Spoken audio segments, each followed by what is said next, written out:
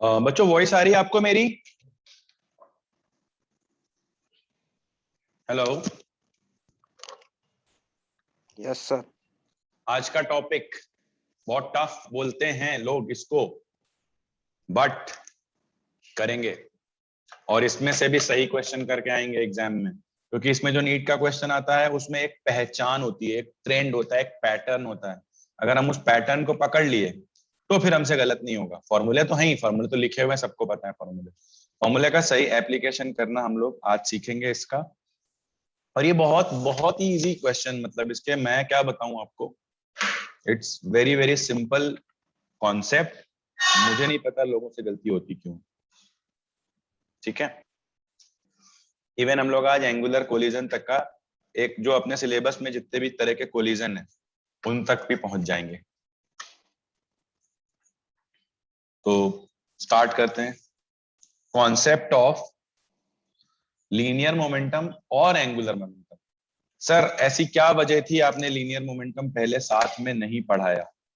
कुछ वजह जरूर होती है बेटा, ऐसा कभी नहीं होता कि कोई वजह हो और मैं कोई चीज को बीच में से हटा के कहीं और सेट करूं। अगर मैं आपको लीनियर मोमेंटम पढ़ा देता कोई दिक्कत नहीं थी, सब पढ़ाते हैं, आप सीख भी जाते।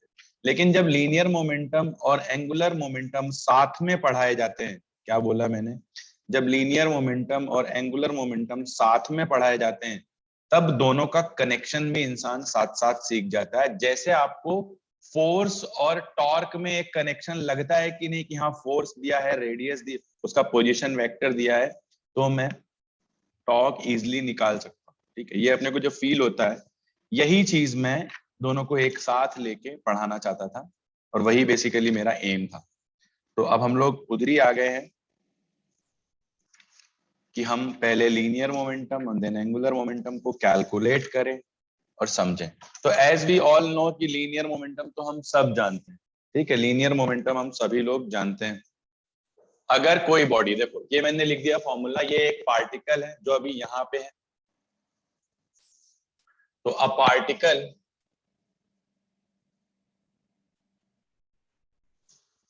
of mass m moving with a constant velocity v naught along positive x axis as shown in figure। ठीक, चलो भाई। तो सर इसका लीनियर मोमेंटम एंगुलर मोमेंटम कैसे कैलकुलेट? एक मिनट, ऑटो फोकस ऑफ कर दूंगा।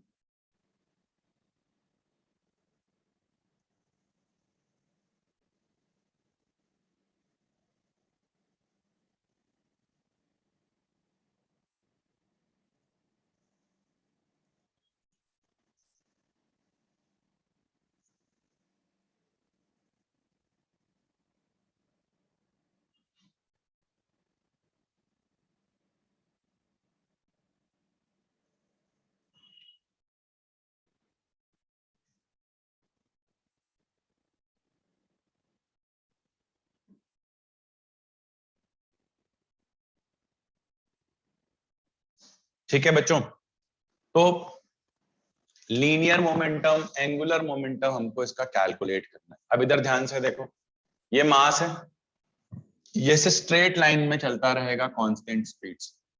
तो अगर ये एक्स एक्सिस है तो इसका यूनिट वेक्टर क्या होता है, मैं वेक्टर फॉर्म में भी सिखाऊंगा आपको और फिर मैग्नीट्यूड फॉर्म में। ये हो गया जे कैप। तो इस वाले पार्टिकल का लीनियर मोमेंटम p हो जाएगा इसका mass into v naught into i cap. ठीक है, बोलो किलोग्राम मीटर पर सेकेंड। किसी को कोई दिक्कत? Tell me if you have, बोलो। कोई प्रॉब्लम किसी को? No sir. ठीक, नाउ जब कोई बॉडी प्योर ट्रांसलेशन में होती है तो एंगुलर मोमेंटम निकालने को कहा जाता है। तो एंगुलर मोमेंटम एल नहीं लिखता, एल अबाउट हो। एक अबाउट जितनी भी रोटेशन वाली चीजें हैं, मैंने फिर से बोला, उनमें एक अबाउट शब्द, यानी कौन सी एक्सिस है, क्या पॉइंट है, इनकी बातें वो जरूर करता है, हमेशा करेगा आपसे। तो उसने बोल दिया कि एल आप ओ हमारा चोजन ओरिजिन है, तो हमेशा आप एक काम करोगे, फॉर्मूला पढ़ोगे, क्या है, एम आर क्रॉस वी। अब आर लाना है, आर क्या है, अरे ये वेक्टर से क्लियर है, आर अगर बिना कुछ कहे लिखा है ना, जनरल लिखा है ना, तो वो उस पार्टिकल का उस इंस्टेंट पे पोजीशन वेक्टर है, जो हमने देखा था ओरिजिन से आर की तरफ ऐसे जाता है। तो दिस वेक्टर इज आर। आप यहाँ पे खत्म मत कर देना, आप इसे आगे बढ़ा सकते हो, क्योंकि आपको एंगल देखना होगा, क्रॉस प्रोडक्ट में एंगल देखना भी अपनी एक आर्ट है। तो यहां तक बेसिकली आर वेक्टर इसको ही बोलना चाहिए ये, लेकिन हमने क्या करी, उसकी लाइन ऑफ एक्शन एक्सटेंड करी है, हमने उसकी लाइन ऑफ एक्शन एक्सटेंड करी है। और फिर जब क्रॉस प्रोडक्ट आता है ए क्रॉस बी, तो हम आर और वी के बीच का एक एंगल जरूर देखते हैं, मान लेते हैं वो थीटा दिया हुआ है, ठीक है, मान लेते हैं कि वो थीटा दिया हुआ है। बहुत बढ़िया। तो अब हम इस फॉर्मूले से कैलकुलेशन करने जा रहे हैं इस पार्टिकल का एंगुलर मोमेंटम। इस पार्टिकल का क्या कैलकुलेट करने जा रहे हैं बच्चों, एंगुलर मोमेंटम। बहुत ही सिंपल है, एम ब्रैकेट में हमें आर और वी अगर मैग्नीट्यूड वाइज पता है, तो ये आर वी साइन थीटा हो जाएगा। और ध्यान से देखो, अगर ये एंगल थीटा हो जाएगा तो ये एंगल भी थीटा हो जाएगा। तो अगर यहां से यहां तक ओपी, ओपी का मैग्नीट्यूड है आर, लेंथ कितनी है आर, तो बताओ आर साइन थीटा क्या हम इस लेंथ को कहेंगे, हाँ या ना बोल सकते हो? Yes sir. M v r sine theta, किसी को कोई प्रॉब्लम नहीं होनी चाहिए। अब इसके बाद हमने देखा, ये तो अभी सिर्फ मैग्नीट्यूड लिखा है, और हमारे पास क्या है, वेक्टर एल। तो ओरिजिन के अबाउट इस ट्रांसलेटिंग पार्टिकल का भी एंगुलर मोमेंटम होगा। लोग सोचते हैं कि अगर बॉडी प्योर ट्रांसलेशन में है तो उसका एंगुलर मोमेंटम नहीं है, एक केस में नहीं होता, लेकिन अभी जिस सिचुएशन में दिखाया है आर और वी के बीच का एंगल बन रहा है, तो वो है। अब इसकी डायरेक्शन, ये तो मैग्नीट्यूड निकाल लिया, तो डायरेक्शन हमेशा क्रॉस प्रोडक्ट से अपना सीधा हाथ आर पे रखेंगे, वी की तरफ जाएंगे, थंब कहां जा रहा है, अंदर, तो ये क्रॉस हो जाएगा।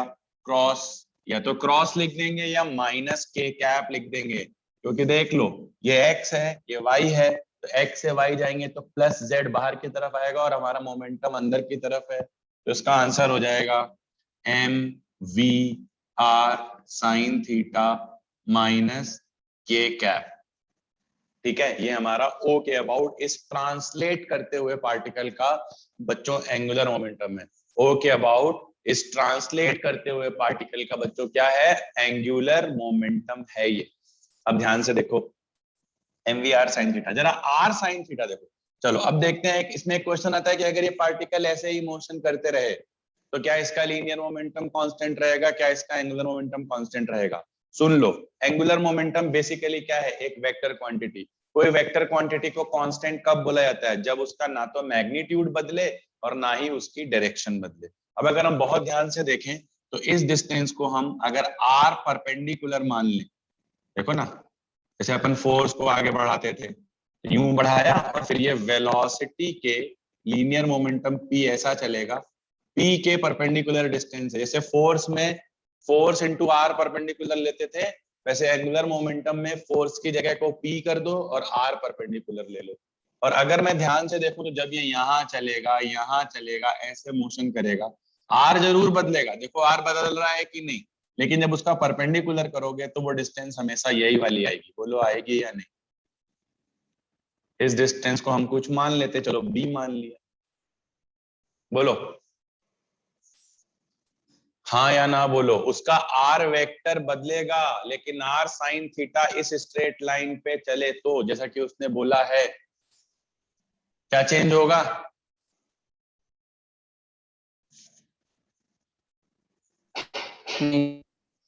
देखो वर्टिकल यहाँ गया, आर वेक्टर बदल गया, फिर आर और बदल गया, लेकिन जब जब तुम उसका परपेंडिकुलर करोगे यही लेंथ सामने आएगी। देख आ रही है या नहीं, पी तो अपना इस लाइन पे चल ही रहा है, तो यानी मैग्नीट्यूड कांस्टेंट हो गया अगर ये पार्टिकल एक कांस्टेंट वेलोसिटी से स्ट्रेट लाइन पे चलता है तो।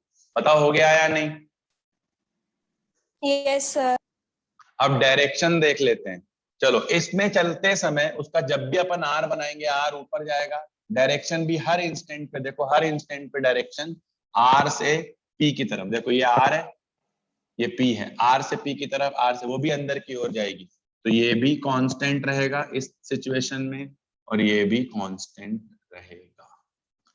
क्या बच्चों आपको कोई ट्रांसलेट करती हुई बॉडी, प्योर ट्रांसलेट करता हुआ ये पार्टिकल है, फ्यूचर में जब आप रिजिड बॉडी में जाओगे ये पार्टिकल आपका सेंटर ऑफ मास बन चुका होगा, मतलब जो मैं अभी एक पार्टिकल लेके समझा रहा हूं, जब रोलिंग होगी तो दो तरह के मोशन होंगे, बॉडी ऐसे प्योरली ट्रांसलेट भी करेगी और रोटेट भी करेगी, तो ट्रांसलेशन पार्ट का एंगुलर मोमेंटम कैसे निकालेंगे, ऐसे निकालेंगे, बोलो समझ आया या नहीं? Yes sir. और जो इसका लीनियर मोमेंटम है m v naught i cap, वो भी कांस्टेंट है इस सिचुएशन में, बोलो समझ आ गया ये बात? आपको एक प्योरली ट्रांसलेटिंग बॉडी का लीनियर मोमेंटम और एंगुलर मोमेंटम समझ आया या नहीं आगे आगे सर। बहुत बढ़िया। अब इसका एक्सटेंशन केस देख लेते हैं कि का क्या क्या हमेशा एक ट्रांसलेट करती बॉडी का एंगुलर मोमेंटम होगा, कभी जीरो नहीं होगा? तो होगा, देखो कब कब होगा। ये डिपेंड करता है कि आपने जो ओ चूज किया है उसके रिस्पेक्ट में बॉडी का डिस्टेंस कितना है। तो मान लेते हैं हम ऐसा ले लें, देखो अगर ये पॉइंट है ओरिजिन, ध्यान से देखना, बताना कौन से पार्टिकल का एंगुलर मोमेंटम जीरो होगा। एक पार्टिकल यहां जा रहा है m मास का v1 से, एक यहां जा रहा है m मास का v2 से, एक यहां जा रहा है m मास का v3 से। स्ट्रेट लाइन मोशन तीन पार्टिकल का हो रहा है, ठीक है। यह है पार्टिकल नंबर 1, यह है पार्टिकल नंबर 3, यह है particle number 2। There are 3 particles, ये तीनों स्ट्रेट लाइन मोशन कर रहे हैं जैसा कि दिखाया गया। अब तुम बताओ इनके एंगुलर मोमेंटम ओरिजिन से क्या होंगे?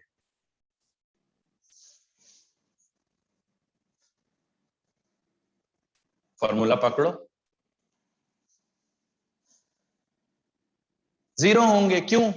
लो कहीं पे भी देख लो, ये वेलोसिटी की डायरेक्शन और यही रेडियस वेक्टर की भी डायरेक्शन, यही वेलोसिटी की डायरेक्शन, यही रेडियस वेक्टर की, ये वेलोसिटी की, यही, क्योंकि पार्टिकल ऐसे चल रहा है। तो रेडियस वेक्टर और वेलोसिटी, यानी जब उसकी वेलोसिटी की एक्शन लाइन ओरिजिन से जिसके अबाउट ऑफ एंगुलर मोमेंटम निकाल रहे हो, जैसे टॉर्क, टॉर्क जहां जहां जीरो होता था, अगर फोर्स जिसके अबाउट हम टॉर्क ले रहे हैं फोर्स वहीं से पास कर जाता था तो उसका टॉर्क जीरो हो जाता था। तो वैसे ही अगर ये पार्टिकल की बात हम कर रहे हैं तो ये पार्टिकल जहां से पास हो रहा है, जहां जहां से पास हो रहा है उसके अबाउट ओरिजिन ले लेंगे तो वो एंगुलर मोमेंटम उस पॉइंट के अबाउट, तो इन तीनों पार्टिकल का एंगुलर मोमेंटम हमेशा जीरो रहेगा अबाउट ओ, किसी और पॉइंट के अबाउट नहीं, अबाउट ओ, नोट कर लो।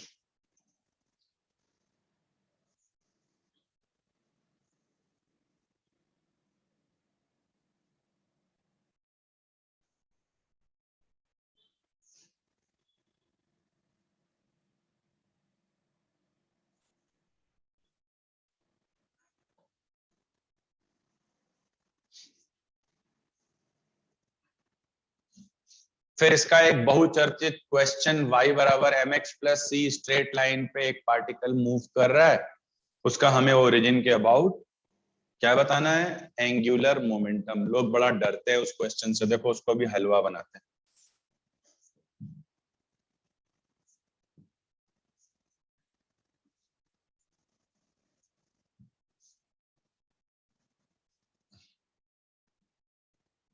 बेसिकली जैसे फोर्स से टॉर्क कैलकुलेट करते हैं वैसे लीनियर मोमेंटम से एंगुलर मोमेंटम कैलकुलेट करते हैं। चलो अब हमने देखा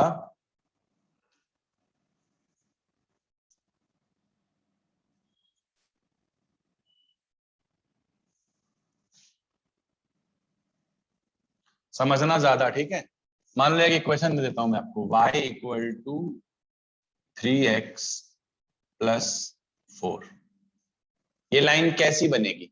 अगर इस लाइन को सब प्लॉट करते हैं तो पॉजिटिव स्लोप और पॉजिटिव इंटरसेप्ट, मतलब ये लाइन ऐसी बननी चाहिए। ठीक, तो अपना जो पार्टिकल है वो इस लाइन पे बढ़िया मोशन कर रहा है, स्ट्रेट लाइन मोशन। कैसा मोशन कर रहा है? प्योर ट्रांसलेशन कर रहा है। यही तो बात है, बोलो। कहने का मतलब a particle moving on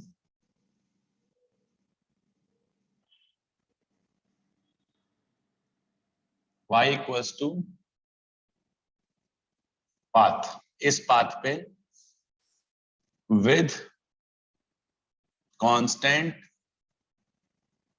angular velocity, इस पाथ पे कांस्टेंट एंगुलर वेलोसिटी से मूव कर रहा है।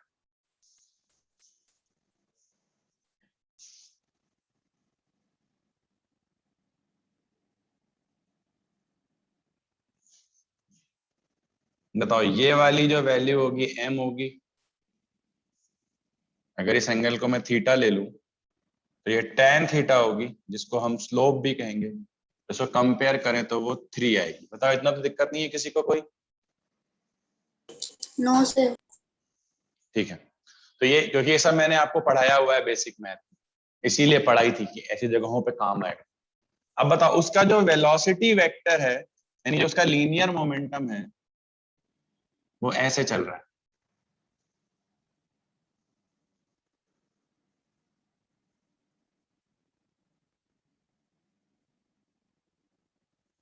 क्यों चल रहा है बोलो? ठीक है, यानी P की डायरेक्शन ये है।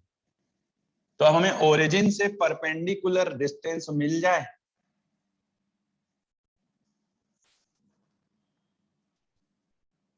तो बताओ अपना काम हो जाएगा या नहीं?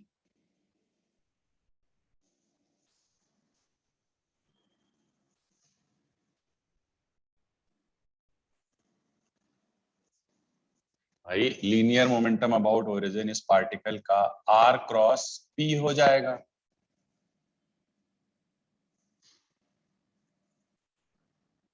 हो जाएगा या नहीं बताओ? आर पी साइन थीटा, या हम इसको ऐसे लिख सकते हैं p इंटू आर परपेंडिकुलर। अरे हाँ ना तो बोल सकते हो यार, आ रहा है तो हाँ बोलो, वरना ना बोलो, खत्म करो। Yes sir. आ गया? तो बेसिकली हमें एक नया ट्राइंगल बना देना चाहिए। अब देखो, इसमें हमने एक चीज यूज करी है अभी 3, अभी 4 का इस्तेमाल नहीं किया। ये तो यूज कर लिया tan थीटा जो है वो m बराबर 3, लेकिन 4 क्या है? 4 ये वाला इंटरसेप्ट है या नहीं? y intercept.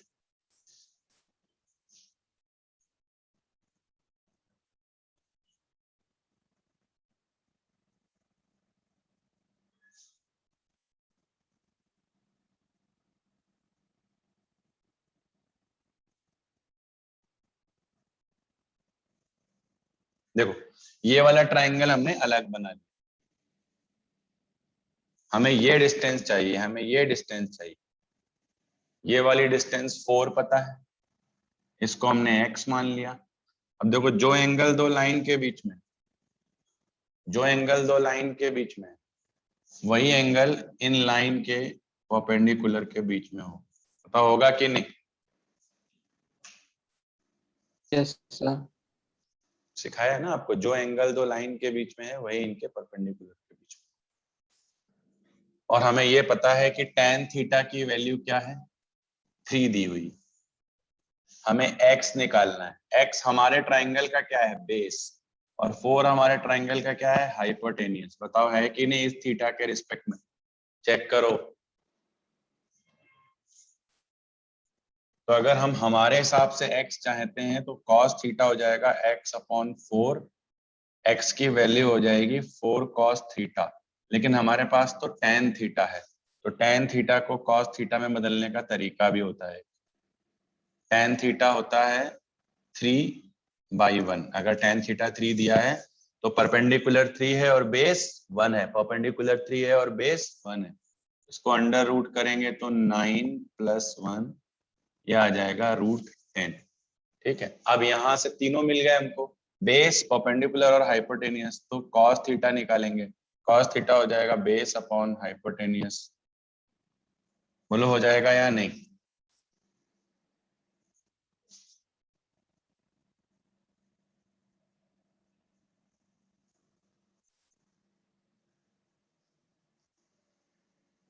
बोलो। Yes sir. तो हमको ये डिस्टेंस चाहिए थी x, x हमें मिल गई। अब हमारा मोमेंटम आ जाएगा। p कितना हो जाएगा? मूव कर रहा है m, m मास है, v नॉट इसका वेलोसिटी है, तो m v not into perpendicular distance 4/√10। एक बहुचर्चित क्वेश्चन है, ऐसे किया जाता है। देख लो सॉल्यूशन पूरा।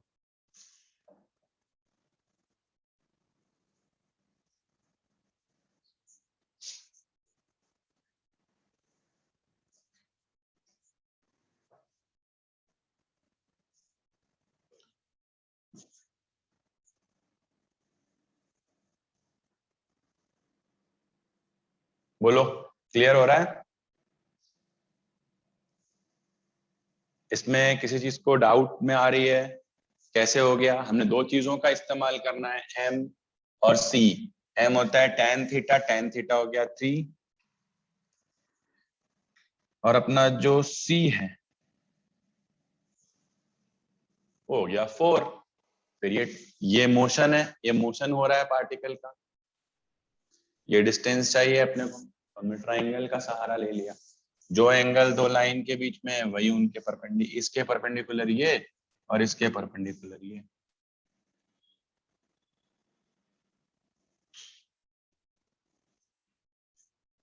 बोलो जी, यहां तक किसी को कोई दिक्कत? आगे बढ़े?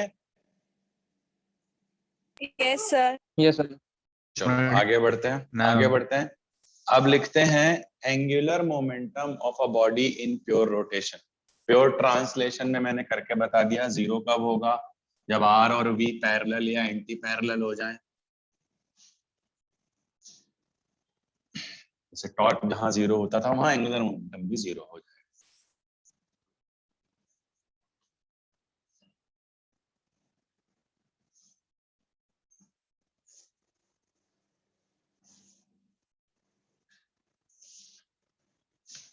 देखो आगे है, अगर हम बात करें एंगुलर मोमेंटम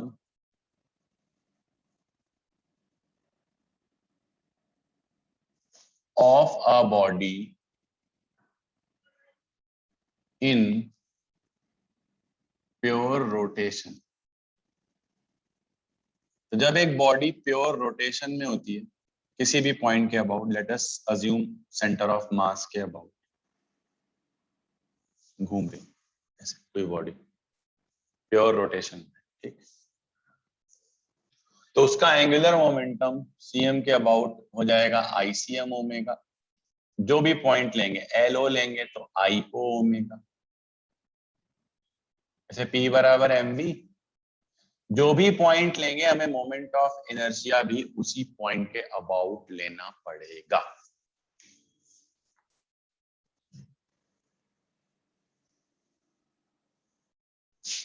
समझ आया?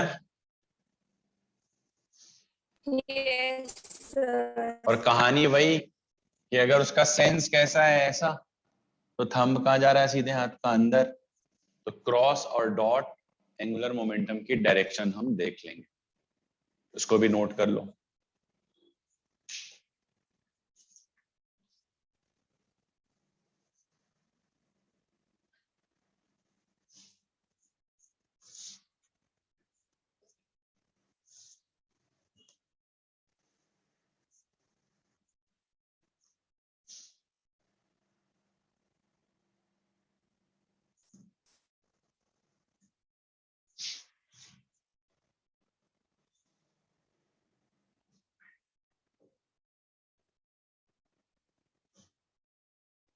तो ये हो गया एंगुलर मोमेंटम किसका? एक प्योरली रोटेट करती हुई बॉडी का।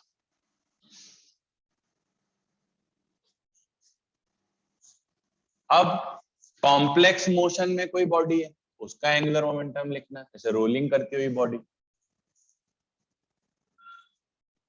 तो रोलिंग करती हुई बॉडी का एंगुलर मोमेंटम में दोनों आ जाएंगे। कैसे? ये देखो,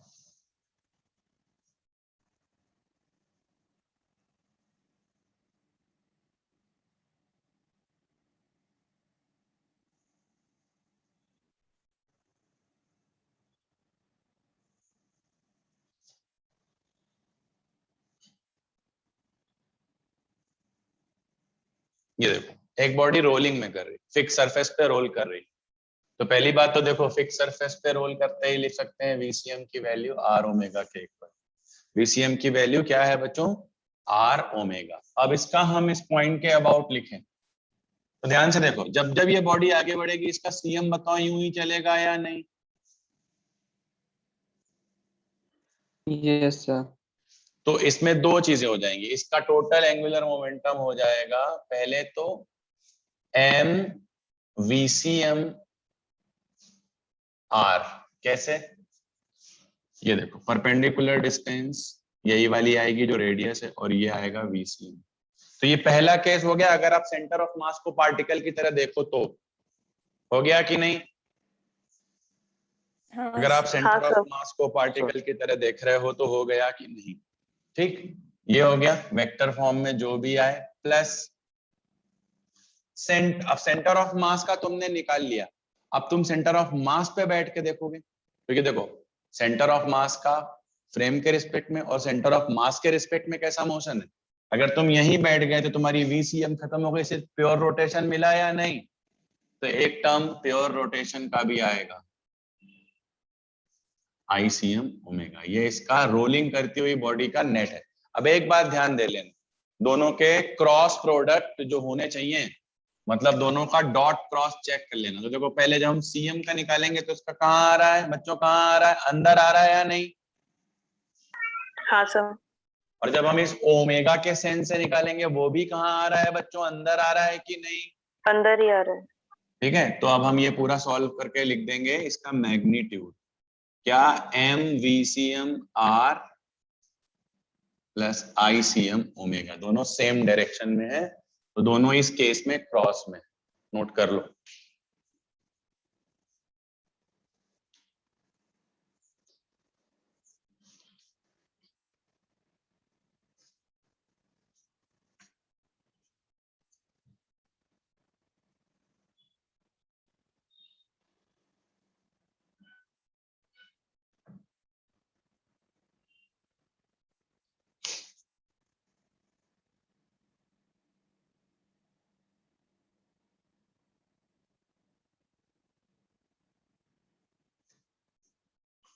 बोलो भाई, समझ आ गया आपको?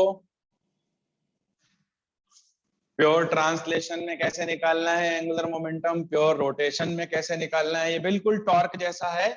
और फिर देख लेना है दोनों क्रॉस दोनों डॉट या एक क्रॉस एक डॉट, उसके हिसाब से अपने को डिसीजन लेके प्लस या माइनस कर देना। आगे बढ़े, प्रैक्टिस क्वेश्चन करें कुछ। Yes, sir.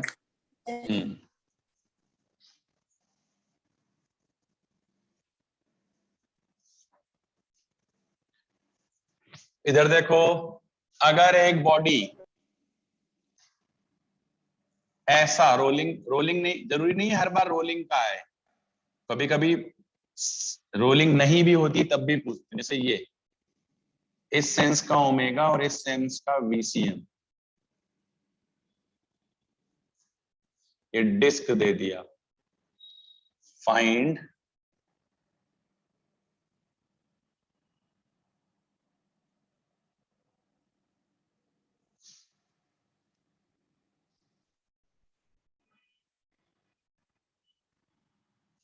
Ground fix surface. अब ग्राउंड मतलब वही हो गया, तो यहां ले लो या ओरिजिन ले लो, कहीं भी ले लो, बात बराबर है क्योंकि वो परपेंडिकुलर डिस्टेंस ही लगेगी। बताओ क्या होगा इसका आंसर?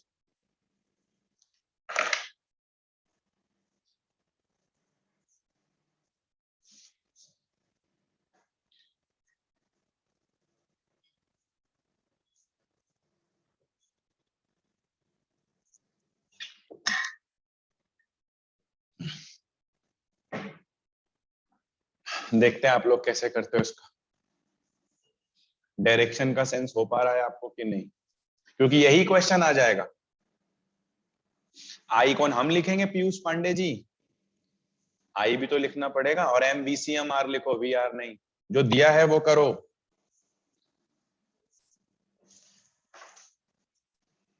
इधर देखो, इसका अगर अपन ये देखें, चलो ऐसा भी रेडियस बनाए, तो ये एम वीसीएम आर कहां जा रहा है, अंदर, तो इसका एल लिखेंगे तो आएगा M VCM. M VCM R तब लिखना जब ये एंगल 90 डिग्री है, तो हाँ है, ये मैग्नीट्यूड हो गया, लेकिन ये जा रहा है अंदर।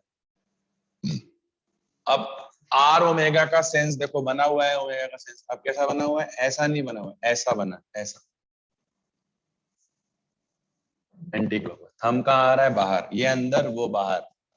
जब दो होते हैं, एक अंदर एक बाहर, तो हमें क्या करना पड़ता है पता है, हमें एक को लीड कराना पड़ता है, किसी एक को पॉजिटिव मानना ही पड़ता है। तो हमने इसको मान लिया, तो वो वाला हो जाएगा आईसीएम ओमेगा, और डिस्क है, सेंटर ऑफ मास एक्सिस है, और कैसी एक्सिस है, देखो सेंटर ऑफ मास तो ये भी होगी, ये भी होगी, सावधानी सुनो, ऐसी एक्सिस परपेंडिकुलर, जो आपने स्टैंडर्ड वाली याद की थी। ये भी तो सेंटर ऑफ मास है प्लेन में, पर वो नहीं, घूम कैसे रही है, बॉडी कैसे चल रही है, ऐसे ऐसे, तो यहाँ वाली एक्सिस हमारी एक्सिस होगी।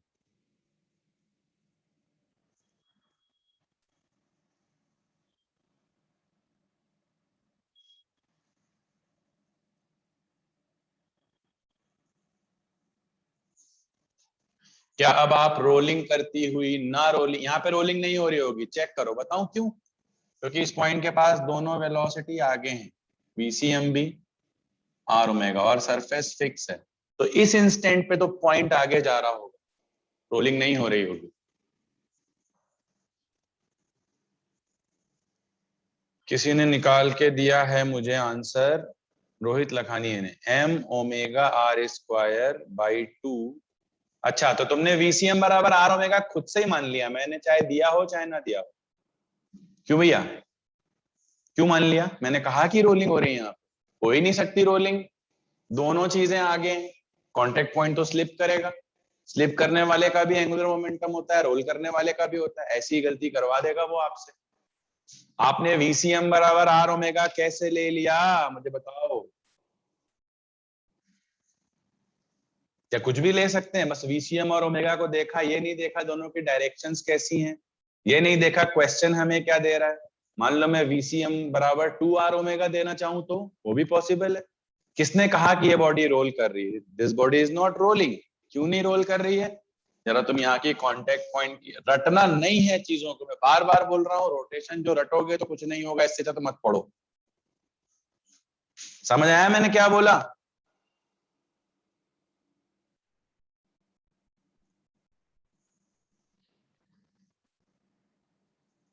यहाँ वीसीएम बराबर आर ओमेगा कैसे रख सकते हो, क्या रोलिंग हो रही है फिक्स सरफेस पे, नहीं, वहां हो रही थी, यहाँ नहीं हो रही, यहाँ तो स्किडिंग हो रही है, स्लाइडिंग हो रही है। अरे यार समझ आया या नहीं आया,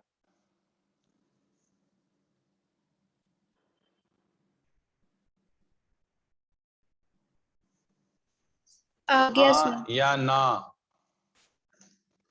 आपको ऐसे टूट नहीं पड़ना है कि रोलिंग ही हो रही है, वो क्वेश्चन ध्यान से पढ़ो, नहीं तो यूं ही छोड़ दो, ये भी ऑप्शन में होगा, जब तक वो ये कुछ देना रिलेशन, एक तो होता है रोलिंग हो रही है फिक्स सरफेस पे, तब आप लगा दो वीसीएम बराबर।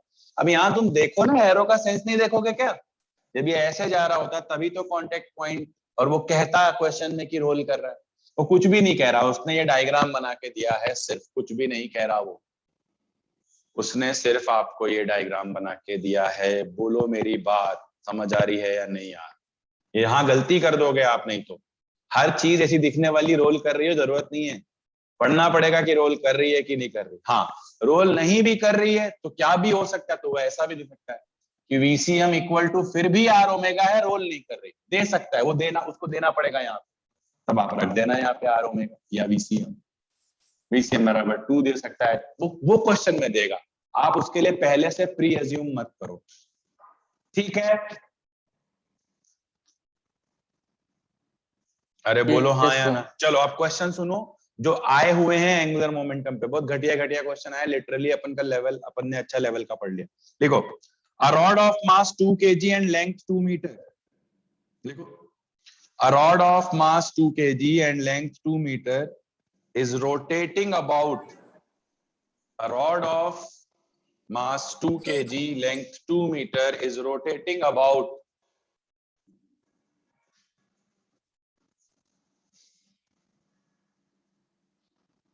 Its one end O with an angular velocity omega. Its one end O with an angular velocity omega equal to 4 radian per second. Equal to 4 radian per second. एक rod जिसकी length 2 metre omega भी 2 rotate कर रही है किससे? 4 radian per second. उसका अपने को उसी एंड के पॉइंट के अबाउट एंगुलर मोमेंटम निकालना है।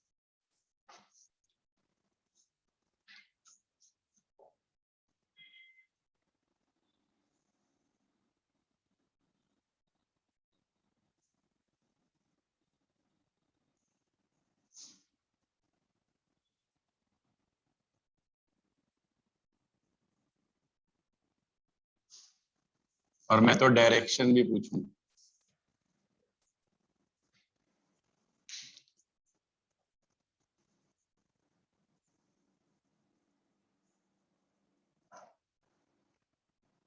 तो भैया क्या हो जाएगा यहाँ पे? ओ के अबाउट पूछा है, ओ के अबाउट, तो एलओ लिखेंगे, एलओ।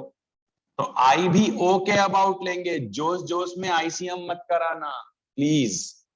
जिस पॉइंट के अबाउट पूछे मोमेंट ऑफ इनर्शिया भी उसी पॉइंट के अबाउट निकालना है अपने को। मोमेंट ऑफ इनर्शिया भी उसी पॉइंट के अबाउट अपने को चाहिए होगा। तो एलओ हो गया आईओ, आईओ होगा इसके about ml square by 3 into omega.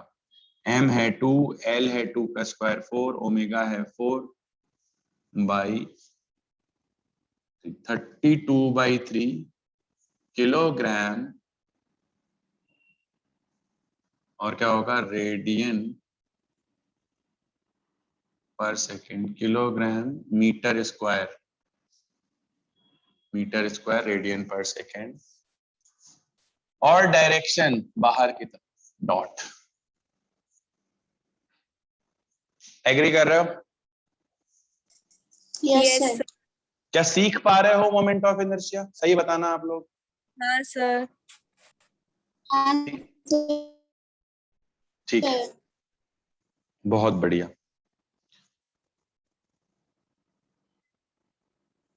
ठीक है, चलो एक और बात मैं आपको बताऊं। जब बॉडी हिंज्ड नहीं होती, या तो हिंज्ड, अगर ये किसी प्लेन पे पड़ी होती, उसको टक्कर वक्कर लगती, तब ये अपने सेंटर ऑफ मास के अबाउट घूमती।